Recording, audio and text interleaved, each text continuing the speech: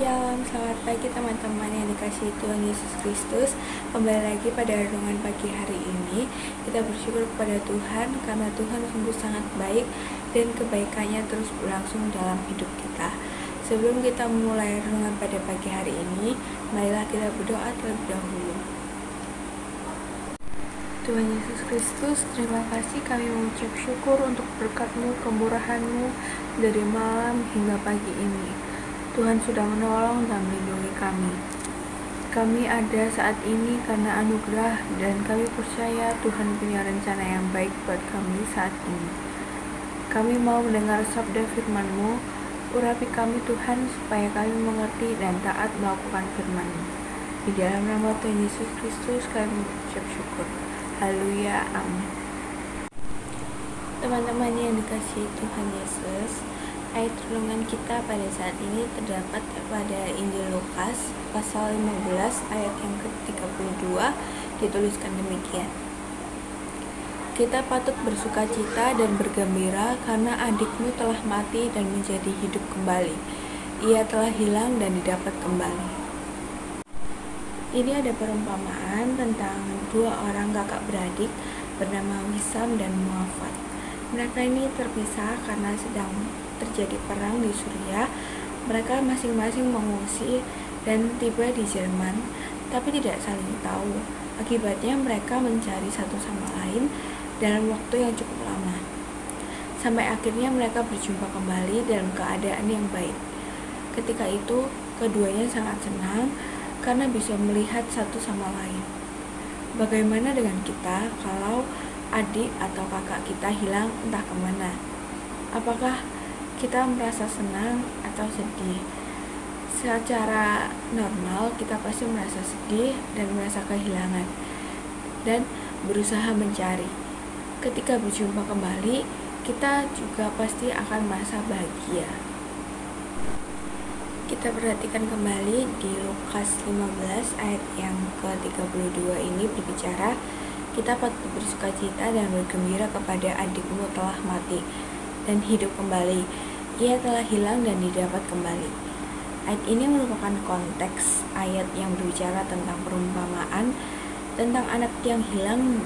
Dalam kisah perumpamaan itu yang disampaikan oleh Tuhan Yesus ada dua orang kakak beradik, dan yang adik ini meminta warisan kepada bapaknya, lalu ia pergi ke tempat yang jauh di sana. Dan di tempat itu ia berfoya-foya dan menghabiskan uang warisannya sampai ia mengalami keterpurukan. Dan ia berpikir kembali untuk ke ayahnya. Saat dia kembali ke ayahnya, ia menerimanya dengan penuh sukacita. Tapi ada satu pribadi yang tidak bersukacita, yaitu kakak kandungnya sendiri.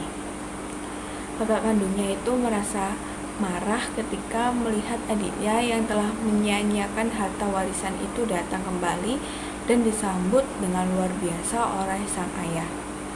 Dan kakaknya tidak senang atas kedatangan adiknya itu. Ia tidak mau adiknya kembali. Itu bukanlah suatu hal yang adil, satu hal yang harusnya tidak terjadi. Sang kakak berfokus kepada dirinya sendiri dan tidak berbalas kasihan kepada adiknya. Firman Tuhan dalam ayat-ayat ini berbicara kepada kita untuk memiliki sukacita atas pertobatan orang-orang yang berdosa. Kita harus bersukacita karena mereka yang berdosa datang kepada Tuhan. Mereka yang dulunya hidup mati kini kembali tinggal dalam Tuhan. Dulu yang hidup dalam kegelapan kini masuk dalam terang Tuhan yang ajaib. Kita harus bersukacita karena itu kadangkala saudara ada pikiran, ada perasaan bahwa hal itu tidak adil kepada kita, berpandangan bahwa orang-orang yang berdosa sudah melakukan banyak kejahatan, sudah menikmati hidup dalam dosa, lalu kenapa sekarang mereka bertobat dan menerima pengampunan?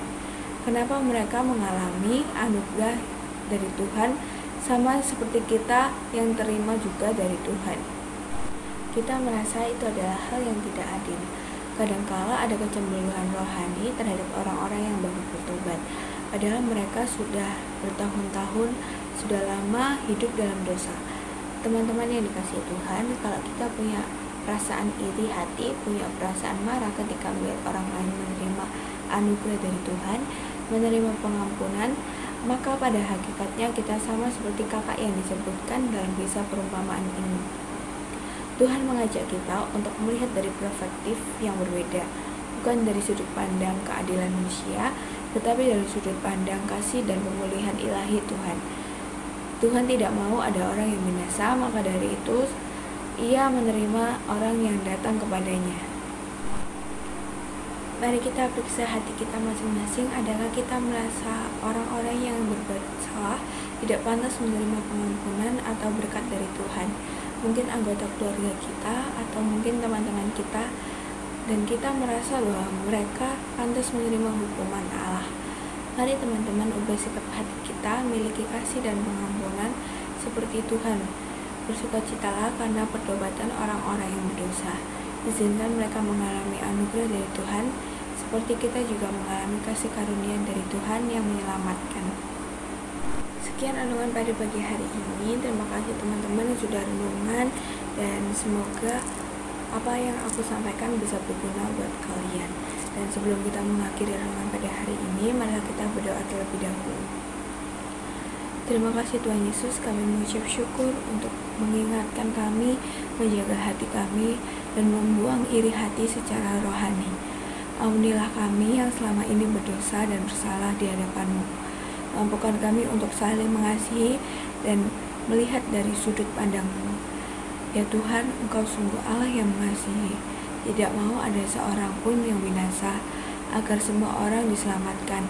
Terima kasih Tuhan, penuhi hati kami dengan kasih, dan pimpin hidup kami selalu untuk ada dalam naungan-Mu. Biar tangan Tuhan menjamah setiap kami. Dalam nama Tuhan Yesus kami berdoa dan mengucap syukur. Haleluya, amin.